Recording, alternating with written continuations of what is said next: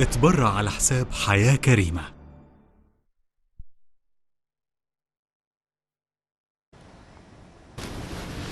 Et nous revoilà de retour pour entamer notre sujet principal pour aujourd'hui qui concerne l'initiative qui porte le nom d'une vie décente, a été lancée par le président Abdel Fattah al-Sisi en 2019 pour améliorer la qualité de vie des catégories les plus vulnérables à l'échelle nationale ainsi que pour améliorer le niveau des services quotidiens fournis aux citoyens, surtout dans les villages.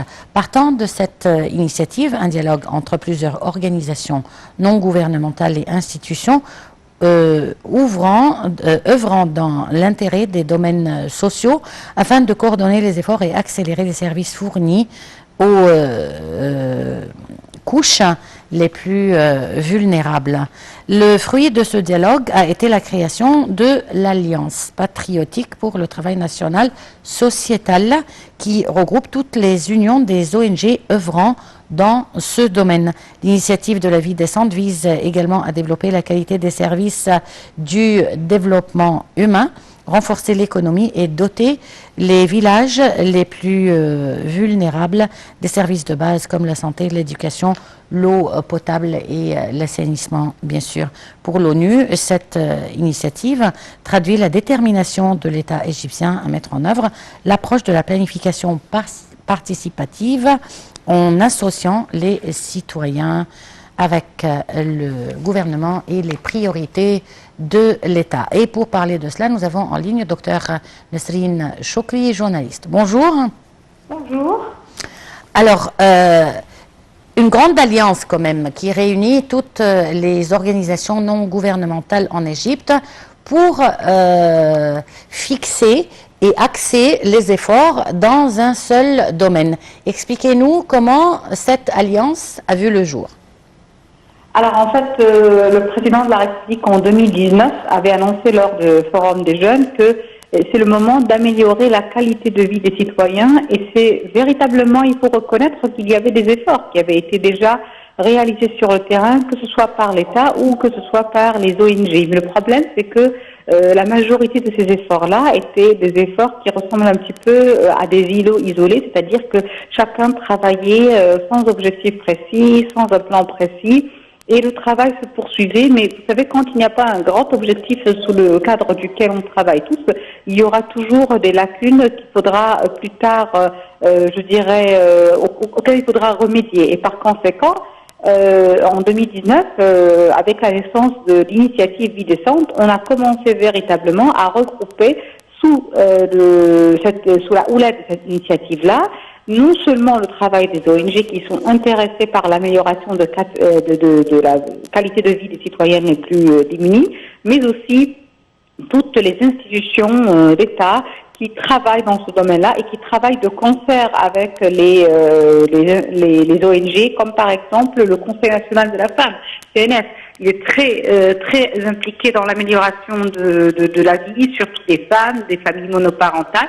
Il travaille majoritairement avec des ONG. Et par conséquent, lorsque toutes ces institutions, tous ces ONG ont été sous le cadre de la même initiative, les efforts ont été conjugués et ont permis véritablement de, je dirais, analyser ces efforts pour réaliser les objectifs du développement durable. Donc c'est ce qui permet de dire que cette initiative de vie décente a permis en quelque sorte de garantir que les objectifs de l'État, les objectifs souhaités aussi par la population soient réalisés partout.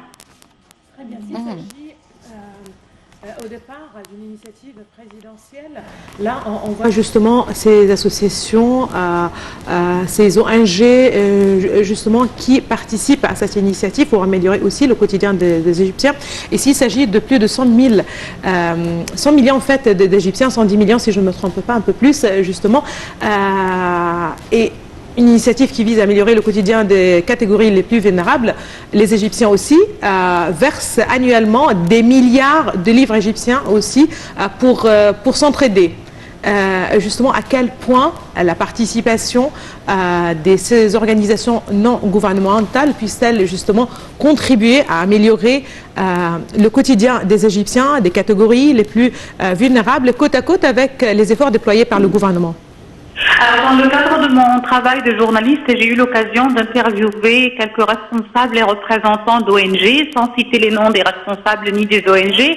Je dirais par exemple que lors d'une interview, on a pu savoir que les ONG se répartissaient par exemple les villages les plus pauvres et que chaque ONG travaillait dans le cadre du village. Alors, elle travaille à travers plusieurs phases. D'abord, le réaménagement des maisons, c'est-à-dire mettre en place des maisons salubres, de bonne qualité pour les habitants, mais ce n'est pas l'unique intervention des ONG. Il y a aussi d'autres interventions sur d'autres phases qui sont aussi importantes et je dirais même plus importantes, comme par exemple d'abord améliorer la qualité de l'éducation avec le ministère de l'Enseignement en mettant en place des classes, en mettant aussi en place des classes pour les enfants qui ont déserté les études pendant une certaine période et qui souhaitent y revenir. Donc ce sont des classes de réhabilitation pour ces enfants-là pour les relancer vers l'enseignement et en mettant en place aussi des projets pour la formation de la population des villages les plus vulnérables plutôt ou les plus défavorisés, de sorte à ce que les habitants ou la population obtiennent des compétences et un savoir-faire qui lui permettent de gagner de l'argent et d'améliorer les conditions de vie, tout en mettant en place plus tard, après que ces villages-là, leurs habitants aient acquis des compétences, des unités productives ou des unités de production qui vont produire et qui vont permettre aux habitants de produire ou de leur faciliter la mise en place de projets. Donc c'est véritablement un travail qui est, je dirais, fait de A à Z, parce que souvent quand on parle de vie décente, les gens pensent seulement à des images de réaménagement de bâtiments ou d'autoroutes ou de services de drainage, mais nous, ça va encore beaucoup plus loin que ça. Ça va vers véritablement une restructuration de toute la société, surtout en analysant les besoins de chaque village, parce qu'il faut partir des besoins de chaque village et aussi les objectifs que chaque village peut réaliser en prenant en considération la zone géographique, la situation des habitants, qu'est-ce que chaque village pourrait produire et par conséquent la formation vient dans le cadre du respect de la zone géographique et des ressources aussi de ce village et de cette région.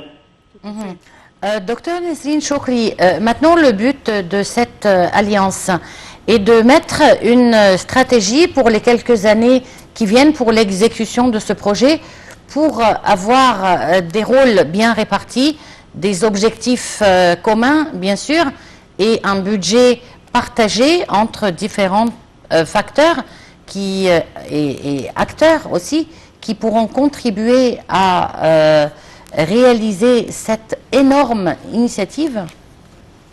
Oui, bien sûr, c'est pas un travail qui est fait à partir d'un seul partenaire, c'est vraiment c'est un travail qui, je dirais, un projet méga national où tous les acteurs d'État, les acteurs de la société civile et bien d'autres partenaires comme le secteur aussi privé contribuent de manière, je dirais, efficace, de sorte à améliorer la situation. On parle quand même de 700 milliards, c'est le coût initial du projet, mais je crois que avec aussi la hausse des prix des matières premières et ainsi de suite, ce chiffre-là va augmenter, et d'autant plus que le projet devient de plus en plus ambitieux. Donc, vous savez, dès qu'on se connecte sur le site de Vie Décente, parce qu'il y a quand même un site internet qui représente l'initiative, on a tout de suite devant les yeux les objectifs de l'initiative, et donc c'est clair que c'est un travail méticuleux qui est fait à partir d'objectifs bien précis, bien déterminés,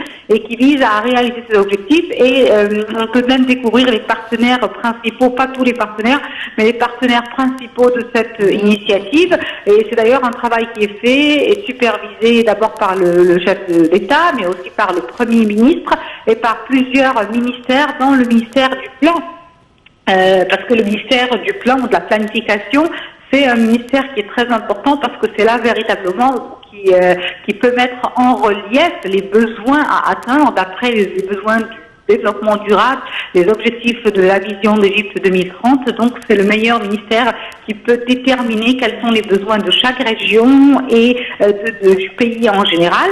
Mais aussi, le ministère de la Solidarité sociale est très impliqué parce que c'est le ministère qui est le plus proche des catégories les plus défavorisées et qui peut véritablement préciser quel village serait prioritaire par rapport à d'autres qui pourraient attendre. Donc vraiment, c'est un travail qui est fait à partir de données très bien collectées, qui ont été collectées auparavant et qui ont permis véritablement d'avancer jusque-là avec beaucoup de progrès. Et je crois que les prochaines années seraient véritablement meilleures pour la campagne égyptienne après avoir été délaissée pendant de longues années. Très bien, pour ces catégories défavorisées, justement, les défis sont précis, sont connus, lutter contre la pauvreté, la santé, l'éducation. Et justement, dans le cadre de telles initiatives, une attention particulière est accordée à la formation justement ou à éduquer les enfants, peut-être former la personnalité de ces gens. Justement, on est où par rapport justement à ceci aussi? Il y a certainement ce travail de volontariat. Est-ce que ce travail vise aussi, par exemple, la formation des enfants, comment les encadrer, justement pour qu'ils puissent en premier lieu apprécier le travail qui est fait justement pour améliorer leur quotidien, mais aussi pour qu'ils puissent justement être assez forts en commençant ou sur les pas de leur avenir, je veux dire. Alors en fait, les efforts qui sont déployés majoritairement visent bien sûr toute la population, mais surtout ciblent les adultes, parce que les enfants ne vont pas travailler tout de suite, mais peut-être qu'ils vont grandir dans un environnement où l'on voit qu'il y a de nouveaux outils pour travailler.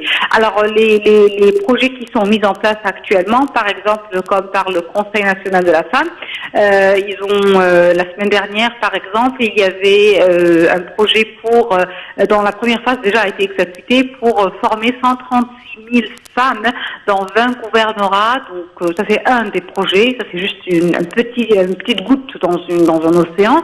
136 femmes dans plusieurs gouvernorats, en les dotant de compétences variées, surtout des travaux manuels. Alors ça dépend des besoins de chaque gouvernorat et de son héritage culturel et patrimonial, et par conséquent chaque gouvernorat a des besoins différents et peut présenter une industrie patrimoniale différente. Donc, ce que je remarque dans le cadre de vie décente, c'est que ce soit adultes ou enfants, ils sont formés pour savoir que on peut, et d'abord pour changer de concept, et savoir qu'on peut travailler loin d'un job sur juste un bureau, mais véritablement aller vers le domaine de la créativité, de la singularité, d'imaginer son propre projet et de mettre ça en place. Je dirais que ce travail n'est pas fait véritablement seulement dans le cadre de vie décente, puisqu'il va plus loin, parce que même dans le cadre du ministère de l'Éducation et de l'Enseignement, il y a véritablement un changement de philosophie où on essaie d'apprendre aux enfants même de changer de façon d'aborder l'enseignement, qui n'est pas basé sur l'apprentissage par cœur, mais qui est plutôt basé sur l'analyse et la réflexion. On a même entendu parler, je ne sais pas véritablement si cela sera appliqué très prochainement, mais on a déjà entendu parler qu'on pense déjà introduire quelques notions sur les entreprises, le marché, les marchés boursiers dans les écoles pour que les enfants ne se sentent pas déconnectés du monde économique, puisque l'école ou l'enseignement, quel qu'il soit, devrait véritablement les préparer au domaine professionnel. Et je crois que ça serait véritablement important. Donc on ne peut pas véritablement lire cette initiative loin de tout ce qui est déployé par l'État pour garantir qu'il y ait un changement de mentalité chez les générations futures, de sorte à ce que le travail ne soit pas seulement un job effectué à partir d'un bureau, mais que ce soit véritablement quelque chose qui soit fait avec beaucoup de compétences, de savoir-faire, savoir-être et de capacité à analyser aussi le marché. Bon, docteur Nesrine Chokri, on ne peut pas parler de compétences pour les enfants à acquérir sans, bien entendu, des enseignants qualifiés. Donc, est-ce que les enseignants d'aujourd'hui ont été formés pour pouvoir délivrer tous ces nouveaux contenus et ces nouvelles compétences, ou bien quel est le plan à mettre en place pour que les enseignants soient à la hauteur de délivrer de tels contenus? Alors en fait, le métier d'enseignant, c'est un métier qui est très difficile et je trouverais même parfois qui est un peu ingrat à l'égard des enseignants parce que c'est un métier qui nécessite beaucoup d'implication de soi et beaucoup d'efforts continus. Formation, qui dit formation, les formations se poursuivent bien sûr dans le cadre du ministère de l'enseignement et je crois que la culture de la formation est devenue générale depuis qu'on a commencé à, je dirais, mettre en place le système de la démarche qualité, que ce soit dans les écoles ou encore dans les universités égyptiennes. Les formations donc se poursuivent. Peut-être que le fruit qui a été réalisé jusqu'à présent n'est pas assez suffisant, mais on ne peut pas nier qu'il y a des efforts qui sont déployés, que ce soit par le ministère, que ce soit par les enseignants eux-mêmes pour être formés. Après, peut-être que le problème, la formation ne va pas à la vitesse demandée avec le changement qui va, mais je crois que aussi avec malheureusement, on dirait l'expérience et les formations continues, il y aura certainement dans les prochaines années plus de fruits. Il faut aussi savoir qu'il y a un élément très important qui peut même parfois causer le recul de tout le travail qui est fait par les professeurs. C'est pas seulement leur formation, c'est aussi la réaction des parents. La réaction des parents parfois est très difficile à l'égard des enseignants et en général, elle vise toujours l'enseignant, elle ne vise pas quelqu'un d'autre. Donc la formation elle seule ne sert pas. Il y a aussi d'autres éléments comme par exemple changer de mentalité dans la société vis-à-vis de l'outil de l'enseignement. L'enseignement ne vise pas à avoir une note finale, parce que c'est le problème qu'on a souvent avec les parents égyptiens. La note finale, c'est devenu une croyance, une sorte de croyance. L'enseignement vise véritablement à doter enfants de compétences, de savoir, de savoir-être, de savoir-faire, parce que c'est ce qu'ils vont véritablement utiliser plus tard, que ce soit dans leur vie personnelle ou dans leur vie professionnelle. Et je crois que c'est véritablement cela qui est très très important. Et je crois que de plus en plus les professeurs, les enseignants sont convaincus de cela. Après, ce qui nécessite plus de temps, c'est la vitesse de l'application ou la rapidité d'application de ces concepts dans les salles de classe. Très bien. Docteur Nesrine Chokri, merci beaucoup de vos précisions. Merci beaucoup. D'autres commentaires justement sur ce sujet, ce débat. Il s'agit justement, je vous le rappelle, de cette initiative Vie décente lancée par le président Abdel Fattah ici en 2019. Là, on parle justement de cette coordination d'efforts entre le gouvernement et la société civile. Ben voilà, et ça ne veut pas dire qu'on compte uniquement maintenant sur les ONG avec le gouvernement. Chaque citoyen qui peut présenter quelque chose, ne serait-ce qu'une chose minime, mais pour aider à ce grand projet dans notre pays, ne devrait pas du tout hésiter à le faire. Et comme Dr Nesrine Chokri l'a dit, cette initiative a un site sur Internet qui s'appelle Vie décente. Donc vous pouvez juste le consulter pour voir de quelle manière vous pouvez les aider. Merci de nous avoir suivis. On se retrouve donc demain à la même heure avec une nouvelle édition de Bonjour l'Égypte et une nouvelle équipe. Au revoir.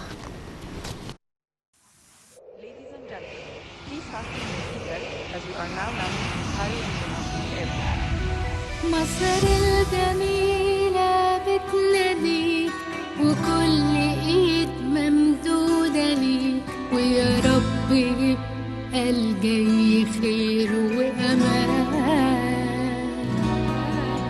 سحر الطبيعة هرم ونيل وسهر